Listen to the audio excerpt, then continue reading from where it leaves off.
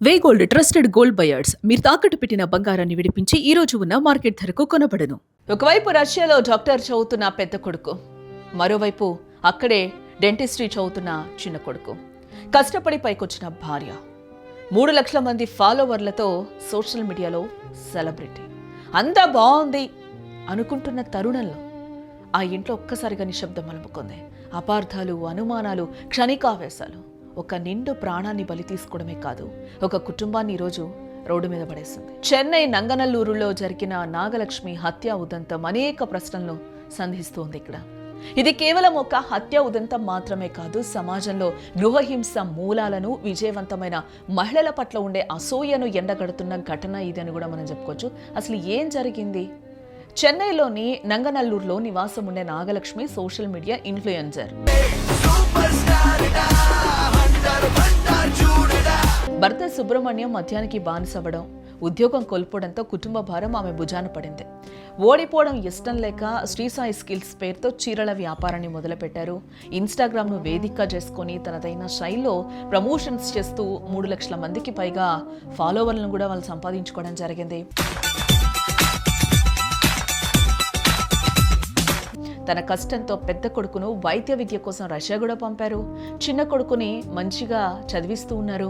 ఒకవైపు భార్య ఎదుగుదల, మరోవైపు పిల్లల ఉన్నతమైన చదువులు, అంతా బానే ఉంది. బట్ సుబ్రహ్మణ్యం ప్రవర్తనలో మార్పు అయితే రాలేదు. పైగా ఆమె సంపాదనపై కన్నేసి మద్యం కోసం వేధించేవాడు. గొడవలు ముదరడంతో కొంతకాలం విడిపోయి మదురైలో ఉన్నాడతను. ఏదో ఒకరోజు మారతాడని అనుకున్నారు వీళ్ళు, కానీ అలా జరగలేదే.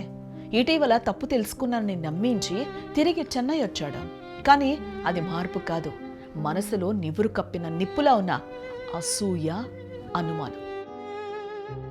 ఏప్రిల్ 27న ఇద్దరి మధ్య మరోసారి గొడవ జరిగింది. తనలో రాక్షసుడు నిద్రలేచాడు. వెంటనే సుబ్రహ్మణ్యం బయటకెళ్లి వేట కొడవలు తెచ్చి నాగలక్ష్మిపై విచక్షణ రహితంగా దాడి చేశాడు. ఆమె అక్కడికక్కడే ప్రాణాలు కూడా విడిచారు. ఆ తర్వాత తాను ఊరేసుకుని ఆత్మహత్య చేసుకున్నాడు. ఈ ఘోరం జరగడానికి ముందు తన చిన్న కొడుక్కి వాట్సాప్లో ఒక సందేశం పంపాడు సుబ్రహ్మణ్యం. తండ్రి మెసేజ్ చూసి భయపడి ఇంటికి పరిగెత్తుకొచ్చిన ఆ కొడుకు అక్కడ రక్తపు మడుగులో పడున్న తల్లిని చూసి తట్టుకోలేకపోయాడు. నాగలక్ష్మి హత్యకు కారణమేంటో తెలుసా? ఆమె ఎదుగుదలే.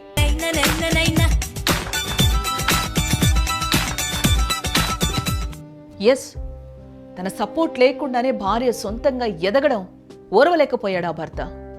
భార్య ఫోన్లో బిజీగా ఉండటం, వేలాది మంది ఆమెను పొగట్టం, ఆమె ఆర్థికంగా స్వతంత్రురాలు కావటం, ఇవేవి ఆ పురుష అహంకారానికి మింగుడు పడలేదు. అందుకే అది క్షణికావేశం కాదు, పక్కా ప్రణాళికతో జరిగిన దాడి అని అర్థమవుతోంది. ఇక్కడ వేట కొడవలి కొని తెచ్చుకున్నాడంటే అతని మనసులో నాగలక్ష్మిపై ఎంత కక్ష ఉందో ఇక్కడ మనం అర్థం చేసుకోవచ్చు. నాగలక్ష్మి మరణం ఇప్పుడు ఒక సామాజిక ప్రశ్నను రేకెత్తిస్తోంది. సోషల్ మీడియాలో గుర్తింపు తెచ్చుకున్న మహిళల వ్యక్తిగత భద్రత ఎంతవరకు ఉంది? డిజిటల్ ప్రపంచంలో ఎంతో మందికి దారి చూపే మహిళలు తమ సొంత ఇళ్లలోనే అభద్రతతో బతుకుతున్నారా అన్న ప్రశ్నలు కూడా ఇప్పుడు వినిపిస్తున్నాయి. ఏదేమైనా ఒక మహిళా పారిశ్రామికవేత్త సక్సెస్ స్టోరీ ఎంత దారుణంగా ఎండవుతుందని ఎవరూ ఊహించలేదు. ఈ దారుణంపై మీ అభిప్రాయం ఏంటో తప్పకుండా కామెంట్ చేయండి.